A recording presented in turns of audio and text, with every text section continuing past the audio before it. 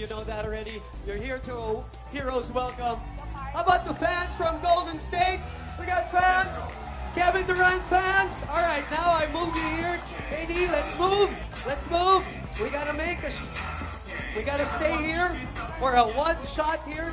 Kevin, if we can stay here, clear, so we can get the shot with Kevin Durant here in front of Nike BGC. Let's make space for the photographers, please. Guys, let's move it. Let's move it, all right? KD's got a long day, so let's get this going, guys. The money shot.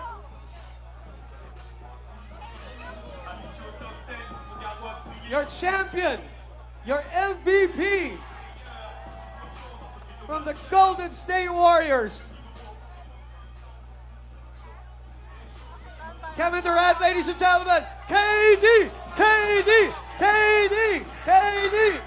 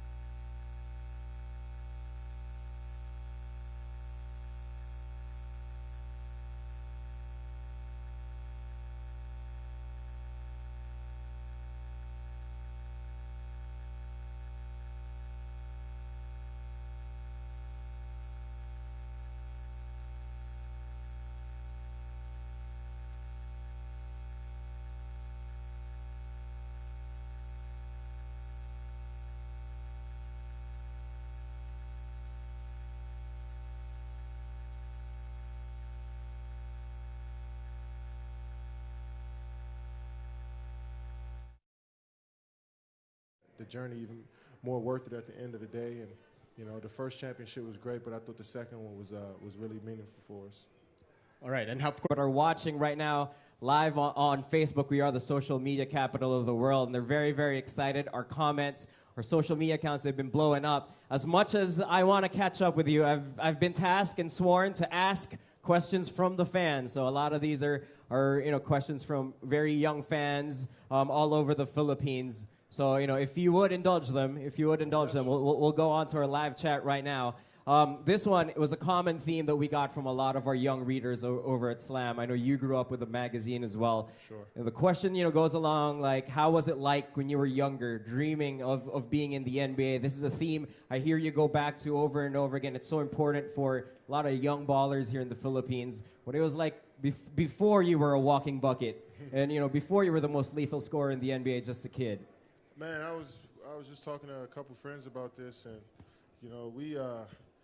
it's the beauty of today is that you can get so much access to the game, whereas when I was coming up in like 95, 96, 97, where I was falling in love with the game, I was searching, so I would go to Slam Magazine, East Bay Magazine. I was looking in a newspaper, just trying to find my love, and that was just basketball, just the whole culture of basketball. So, I think that kind of kick-started me into wanting to be a player, and it started from the street ball court and then the rec centers, and that evolved to playing organized basketball, and the rest is history. So, it just started from just a dream and wanting to have something to kind of, take my time away from everything, from life really, and it's just a special world that I wanted to be in when I was around the basketball court and in the basketball culture. And your magazine, you guys' magazine helped me out a lot. It changed my life actually, looking at that type of stuff, and got the ball going. So here we are.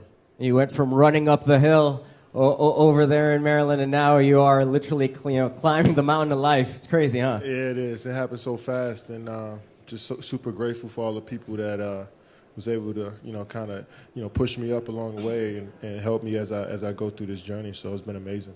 Now at Slam, we're as much basketball as we are everything around basketball. Sneakers right up there. And the KD11s, I got to ask, and a lot of people are very curious, what's the story behind this one? What is it about this one that truly sets it apart for you? I just think I'm at a point in my career where I'm kind of seeing things a little clearer and just who I am as a player and what I want as a player. And, you know, just telling those stories to Nike.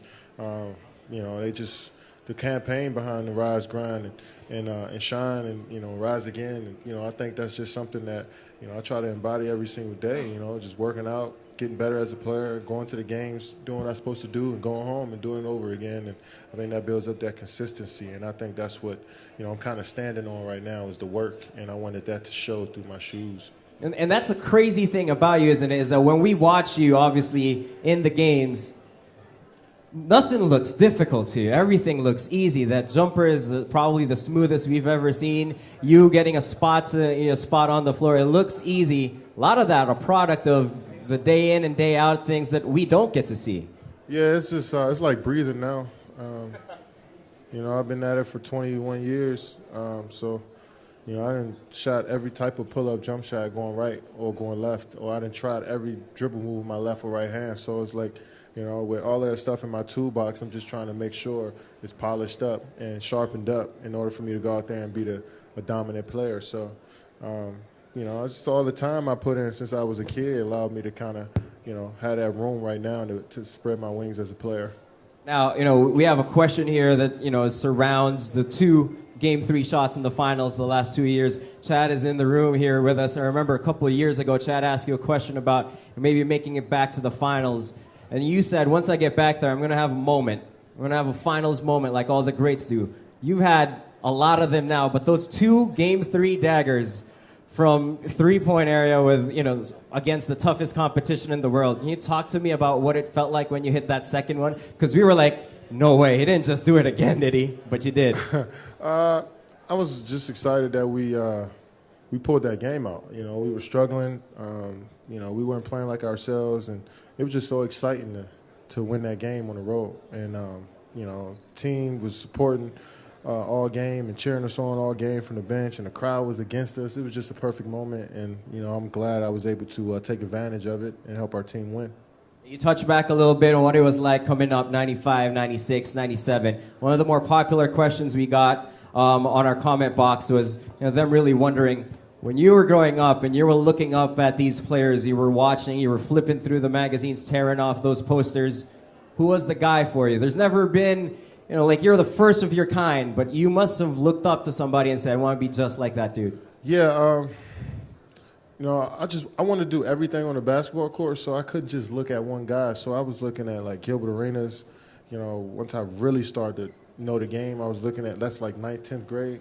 I'm looking at Gilbert Arenas. I'm looking at Bron, Kobe, T-Mac, you know, Michael Redd. Just, you know, then you take it all the way back. You go to, like, Adrian Dantley and Reggie Lewis, you know, just Billy. I got so many names I just watched and tried to emulate and just really respected what they brought to the game and their artistry. You know, I just try to take from everybody, steal from everybody, and put it into my game and try to be the best I can be. I never saw that Adrian Dantley thing until you brought it up right now. Yeah, he's a scorer. And now you think about it, yeah, you know, the automaticness of it is very similar. Let's go off the court. Now, a lot of what the NBA now starts, not even warm-ups, not even pre-warm-ups, not even shoot-around. A lot of it starts when you guys walk into that arena. Now, you are Tech Fleece for life, and that's the one thing that people have come to really love about you. You're a fashionable guy, we know that, but talk to us about what's the thought process behind, you know, walking into these games knowing there's going to be 100 cameras checking out your outfit. What's that process like for you? Well, it used to be one of those things where I thought about it going into, you know, after shoot around, you know, thinking about the game was what I'm aware. And I try to eliminate as many distractions or just anything that would take me off my focus. So I know that's small and weird, but, you know, I just, whatever make me comfortable going to the games and coming home after games, I try to be in as much as I can during the season, you know, because I'm in like a real zone of just trying to play ball, you know. So all the other stuff I try not to worry about. So Tech Fleece is just perfect for the mode that I'm in.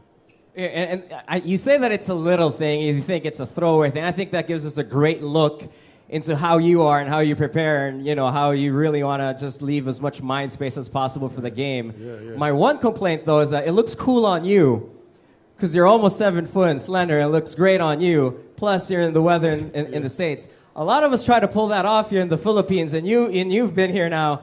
The weather's not great for us to be walking around like that, but you see me walking around that a lot. I get a lot of heat for it, literally, figuratively. So no thanks for that one. The good thing about it now, they got the shorts too. So you got the tech shorts with the the tees. So you're good. You can wear it in any weather. But it's just all about being cozy, man.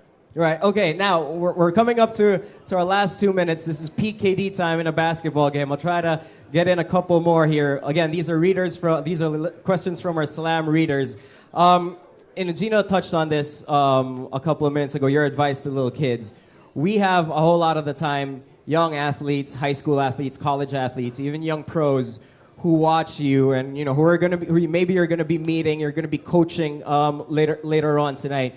What's your advice for those guys who are already in the game, already in the process, and they want to get to that level? They want to be finals MVPs, all-stars, champions. Yeah, man, it's easy to compare yourself to others, and I think that's going to rob you of your joy of the game. And I think it's really vital that you just focus on what you do best and try to, correct your weaknesses and just focus on yourself. And once you do that, I think just the game will be more fun. It'll be more complex, and once the game is, more complex, it just makes it even more of a beautiful game, a beautiful art form. So just focus on you and not compare yourself to somebody else because your route is different. That's well said. Perfectly said. We're going to catch up a whole lot more later on the day. Keep it on Slam Philippines on Facebook. The event later on in Araneta will have that live for you guys. Get more access to KD. KD, I appreciate you answering our readers' questions. We'll throw it back to Gino. We'll catch up some more a little bit. No doubt, bro. All right. Thanks a lot. Thank you, Nico at Slam Philippines. KD, we're going to take one group photo with everybody here. One photo. And then you guys can kindly exit the store. And then there's going to be possibly balls outside, okay? No selfie. No selfie. Just one group photo, okay? One group.